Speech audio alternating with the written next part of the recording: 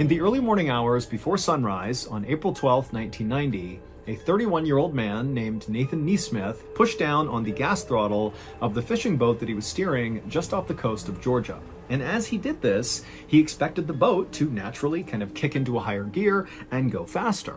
But as he pushed that throttle down, nothing really happened, and the boat just kind of sputtered along, going about half the speed that he expected it to go. Confused, Nathan stepped away and began making his way out towards the deck, where his younger brother, Billy Joe, who was actually the captain of this fishing boat, was out there taking a nap. And Nathan figured, if there was any issue with the boat, Billy Joe was the guy to talk to. He would know how to fix it. Now, for context, the two brothers were on the first day of a 7-day fishing trip that actually Nathan was not supposed to be a part of. The crew was originally going to be Billy Joe, the captain, and the one who actually rented the boat, along with Billy Joe's nephew, and also 2 other commercial fishermen. But at the last second, those 2 other commercial fishermen had bowed out, and Nathan and a friend had volunteered to go to round out the crew. Now, Nathan and Billy Joe, they came from a fishing family, but it was really only Billy Joe who had pursued the family business. Now, Nathan was perfectly handy out on the water and did know how to fish and knew his way around a fishing boat, but compared to Billy Joe, there was a massive gap in experience.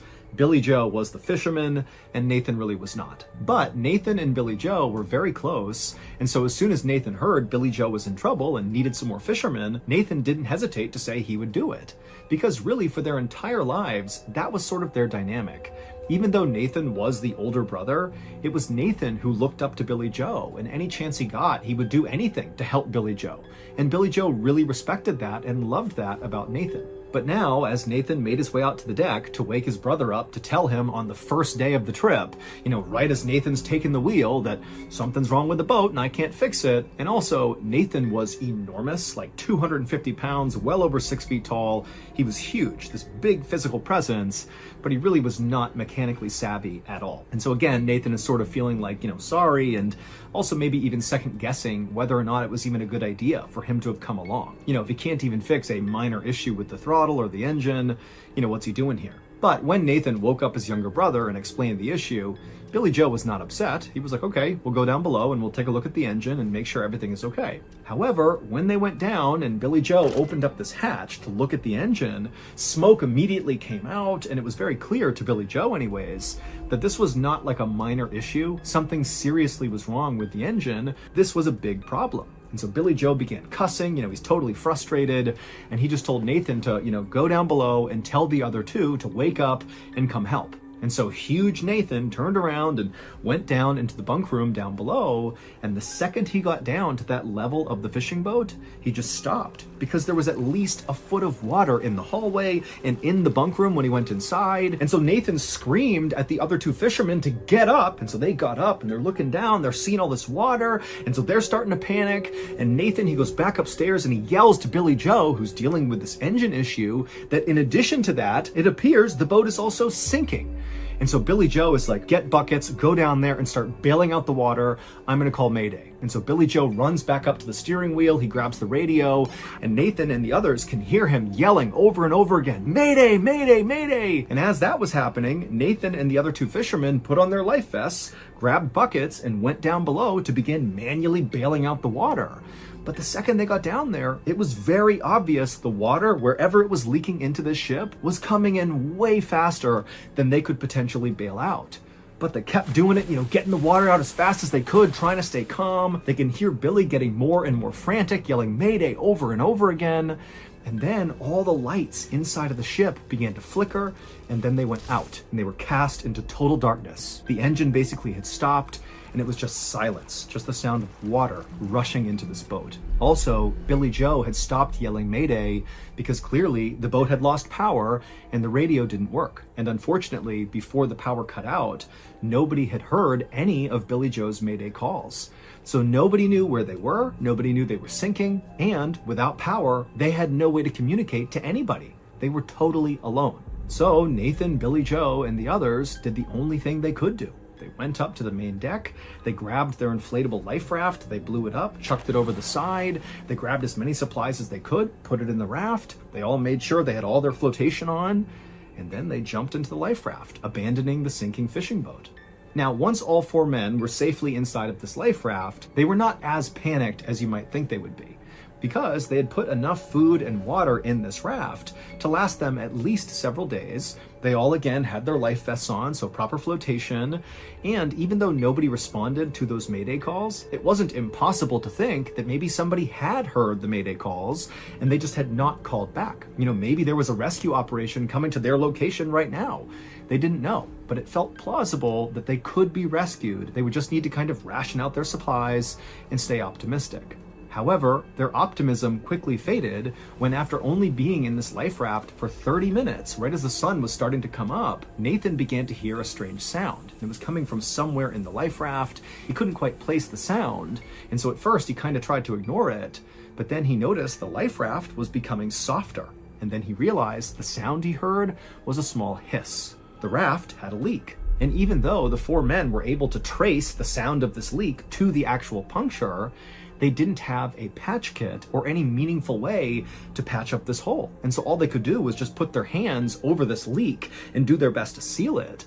But it didn't stop the air from coming out. It just delayed it. And so over the next hour, again, as the sun is just coming up on the second day of their big fishing trip, the raft finally completely deflated, and all 4 men were suddenly bobbing in the freezing cold ocean, surrounded by the wreckage of their sinking fishing boat. And so eventually, the men grabbed the biggest piece of wood from the wreckage that came floating by, and it was buoyant enough that it kind of served as like a makeshift raft, but it wasn't buoyant enough to hold all 4 of them at once, which meant, they had to take turns resting on this raft, and then they'd have to get back in the ocean and kind of wait their turn again. Totally miserable. And as this was happening, they just stared at the hull of their sinking fishing boat that was still poking up out of the ocean, just drift farther and farther away from them because the current was pretty strong. And as they watched their ship just kind of disappear into the distance, and they're just kind of drifting out into the middle of the ocean, they were all just stunned into silence. They could not believe how this had happened, and so quickly. And also, what were they going to do? They're in the worst possible situation here. It just didn't seem possible that they could actually survive this. Now, for reference, even though the men had salvaged a lot of their food and water from the sinking life raft, and they had their flotation devices on, that didn't protect them from hypothermia. It wouldn't matter if it was super warm outside. What mattered is the ocean was really cold. And because they couldn't stay on that raft, they had to keep cycling through, going back in the ocean over and over again. It was just a matter of time before they would get hypothermia. And sometimes hypothermia can kick in just a couple of hours. We're not talking days here. This is going to be quick. And all these guys knew that. And so as these men were forced to have these really morbid discussions around who's going to stay in the water and who's going to stay on the raft, Nathan made a drastic decision. Nathan, being by far the biggest physically out of the 4 men, he knew that if he wasn't there right now, the other 3 could easily fit on their makeshift raft and stay out of the water, delaying hypothermia, thereby increasing the odds that they got rescued. And so Nathan did what he always did, and he turned to his younger brother, who he looked up to so much, who he just wanted to help all the time, and Nathan told him, "I'm gonna swim to the wreckage. I'm gonna swim back to the hull of our sinking ship, and I'm gonna fashion my own makeshift raft. That way you guys can have this one, and I'll have my own, and we can all get out of here in one piece." Now, keep in mind, it was fairly obvious that the hull of the sinking ship, which was barely visible near the horizon, was at least 3 miles away, just from their own rough calculations. So this is a monster swim to get to that. And so immediately, Billy Joe and the other 3 were like, "No, that is a suicide mission. You cannot do that. Do not swim to the hull. You're not going to make it." Now, just to give some additional context here, if you're not familiar with just how challenging swimming in the open ocean is, I'm going to give you my limited experience. So when I was in the military, we had to do 1 5.5-mile open ocean swim, and then also we did a whole bunch of 2-mile ocean swims. And even though we were allowed to use amazing wetsuits and fins, we had a swim partner with us, we had the land nearby to use as a reference to make sure we're going the right direction, we had food, we had water, we were in great shape. Even with all of that, open ocean swims are miserable. You get all the salt in your mouth and your nose, you start cramping and chafing.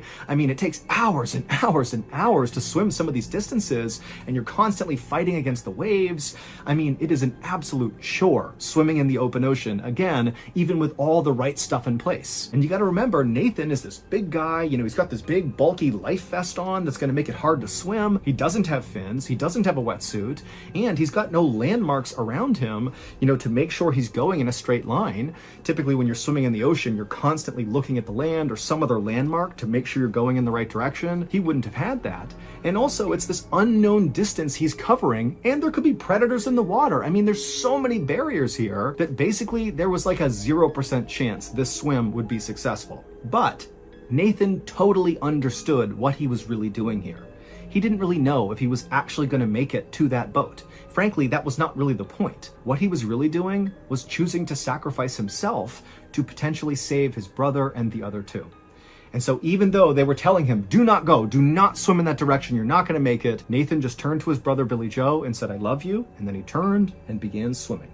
And by some miracle, 11 hours later, right as the sun was setting, Nathan was still alive and still swimming, and he did reach the sinking boat that still had its hull poking out of the water. Now, when Nathan got to the sinking ship, he was almost dead from dehydration, from hypothermia. I mean, he's miserable, but he's made it to his destination completely against all odds, and he climbed up onto this hull, and he found a spot on the hull of the ship that supported his weight, and he managed to tie himself using some rope or maybe his life vest to the hull, so he was anchored in place. And then he didn't get to sleep because the whole time he's thinking, you know, this thing could sink under the water at any point and it will drag me with it because I'm tied to it, or he could just drift off of it if his rigging kind of came undone, if he was asleep. And so all night, beyond exhausted, he's just holding on to this hull, you know, not really sure what's going to happen, but here he is, just waiting it out. And then finally, when the sun came up that next morning, as Nathan looked around him, he's in the middle of the ocean, he sees in the direction he had come from this pillar of smoke coming up over the horizon. And so Nathan, you know, he rubs his eyes, he can't believe it. He's thinking, there's no way, there's already a ship out here. You know, we're in the middle of nowhere. But sure enough, slowly but surely, this massive freighter ship came into view that was very far away. You know, it's not near Nathan, but he can see it clear as day. And where this ship was basically circling was roughly where he believed his brother and the other two fishermen were still floating. And so he's thinking, oh my goodness, the freighter is going to save them, and then it's going to come save me. And so Nathan just clung onto the hull and watched as this freighter made these big slow loops right around that same area. And then the freighter came to a full stop, and it appeared to lower something down into the water. It seemed very much like a full-blown rescue operation. And then about 3 hours after he first spotted this freighter, the freighter began to move again, and this time directly towards Nathan. Nathan was so relieved he could practically cry. But instead what he did is he thought, they're going to be here in a minute. I'm finally just going to close my eyes and go to sleep. And so he put his head down on the hull, looked one more time at the freighter, and then closed his eyes. Now, Nathan would be rescued, but it would not be by that huge freighter ship. Nathan eventually had opened his eyes after closing them for a second, and he saw this freighter that had been coming straight for him at some point had kind of deviated and gone in the wrong direction and then vanished over the horizon, never to be seen again. And it would take 3 more days before a separate ship happened to find Nathan. They scooped him up and they rescued him. But even though Nathan had been really crushed when that freighter had gone the wrong way, he held on to this idea that, you know, that freighter had clearly rescued his brother and the other 2 fishermen. And certainly, even if they couldn't find him, they would go back and they would tell the authorities that Nathan is out there. You know, he swam back to the hull of the ship. We got to go find him. And so certainly a rescue effort would be on the way. And it was true. A rescue boat had come out and found Nathan. So everything seemed to be tracking. And when Nathan woke up inside of his hospital room back on land, his friends and family were all by his bedside, and he's looking around. He can't believe he survived. And the first thing he asks is, how's my brother? How are the other 2 fishermen? And why didn't that freighter pick me up too? And at this, all the people in the room just kind of looked at Nathan with a very confused look on their face. And eventually they asked him a question that made Nathan burst out in tears. They said, what freighter? It would turn out Billy Joe and the other 2 fishermen were still missing at this point, and nobody had heard a thing about some big freighter in the area. As far as anybody knew, at least in Nathan's family, that freighter ship did not exist. The search for Billy Joe and the remaining 2 crew members went on for weeks and weeks, and while the active search out on the ocean was going on, the Coast Guard and police were searching through every record they could possibly find of basically any ship that was even roughly in the area where Nathan and the others had been. But despite looking everywhere, there was basically no sign that any ship of any kind had been there beyond the rescue operation that eventually scooped up Nathan. And so again, it seemed very likely that that freighter ship didn't exist. And, it was possible that Nathan, in his very deteriorated state, had maybe hallucinated it. Although Nathan was adamant, he definitely saw that ship. It did not feel like, a multi-hour long hallucination. It felt like he was watching a ship. He was sure of it. But again, there was just no proof, and so nobody knew what to think of that. And then eventually, even though there was this huge search going on, there was just no sign of Billie Joe or the others, and so eventually the search was called off, and unfortunately, the presumption was Billie Joe and the other two were now dead. 5 months later, on the afternoon of October 5th, 1990, the phone rang inside of Nathan's sister's home. Now, by this point, the victims' families had all tried to sort of restart their lives following this tragedy, but deep down, none of them could truly accept that Billie Joe and the other two fishermen were just gone. They just couldn't do it. It was too soon. It felt like, any moment they were going to get news that, they had been rescued by some freighter ship or something. And so anytime a phone rang in any of these families' homes, it's like they would rush to the phone with the sense of hope that this time it's going to be different. Their loved ones are going to be okay, only to obviously be crushed when that was not the case. But on this day, on October 5th, that phone call that came through in Nathan's sister's home, that one was different. When Nathan's mother picked up this phone call in Nathan's sister's home, she answered it and said hello, and right away she thought, oh, this has to be a wrong number, because the person who was calling was speaking in rapid Spanish, and she didn't understand what they were saying. But as she was about to hang up, the caller, intermittently throughout their rapid Spanish, began saying something in English that Nathan's mother could understand, and it totally shocked her. The caller kept saying Nathan's sister's name over and over again, followed by Nathan's sister's phone number, like on repeat, the name, the phone number in English over and over and over again. And Nathan's mom is so caught off guard by this that she just listened, not even sure what to do. And then before she could ask any follow-up questions, the caller cut the line and the phone call was over. And then a few minutes later, another phone rang in a home that was not far away from Nathan's sister's home. And this other home belonged to the boat owner who Billie Joe had rented the fishing boat from that unfortunately sank and caused this whole tragedy. And so this boat owner, he picks up the phone, he answers it, and just like the call that had come through in Nathan's sister's house, this call was the same. It was somebody calling, speaking rapid Spanish, and the boat owner was about to hang up when he heard something that he understood because it was in English. And what he heard was his own name followed by his phone number over and over and over again. Basically the same type of call that Nathan's mom had just heard. And then before the boat owner could ask any questions, the line went dead. Now, one phone call like this, you could chalk up to maybe a prank or a wrong number or just a really weird coincidence. But to have those two calls happen within minutes of each other and basically take on the exact same form, but different names and different phone numbers, it just seemed way too coincidental to not be somehow connected to the missing fisherman. Because the link between these two households where these calls came in was the doomed fishing trip. And these calls did not stop. Every few weeks after this first time these calls came through, the phone would ring in Nathan's sister's house or in the boat owner's house, and it would be the same thing all over again. Rapid Spanish followed by either Nathan's sister's name and then her phone number, or the boat owner's name and his phone number. Just like that for weeks and weeks and weeks. And so as soon as this started happening, Nathan's family and the boat owner, they figured out they were both getting these weird calls, and they contacted authorities, which kind of restarted the search for Billie Joe and the missing fisherman, because now it seemed very plausible that maybe Nathan really had seen a freighter, and that freighter really had picked up Billie Joe and the others, and maybe they had been taken to another country, a Spanish-speaking country, and maybe people were trying to get in touch with the families now to get them back home. Or, of course, there could be a negative side to this, that maybe they were captured by some rogue vessel and were being held by these people who were calling. I mean, there's any number of theories, but it made authorities wonder, hey, what's going on here? And so authorities got in touch with Mexican authorities and other Spanish-speaking country authorities and tried to figure out if there was any chance that there was, a vessel out there around the time that Billie Joe and the others were missing that in theory could have maybe illegally been in that area or something. But despite this kind of exhaustive effort to kind of look again to see if maybe there was a freighter in that area, there was just no evidence that there was. It made no sense, but the authorities said, look, we have no idea what these calls are about. We still do not think that freighter or any ship that even resembled a freighter was out there. We still believe that Billie Joe and the others are dead. But as for the victims' families, they just didn't buy that. They really believed that these strange phone calls were somehow connected to Billy Joe and the missing fishermen. Specifically, these calls must signal that Billy Joe and the others were still alive. They just had no evidence to support that. That is, until March 6th, 1991, so almost a year after the doomed fishing vessel sank and Billy Joe and the others went missing. On that day, the phone rang inside of Nathan's sister's home, and she answered it, and it was the voice who spoke in rapid Spanish, but this time they spoke in perfect English, and all they said was, "I'm bringing him home."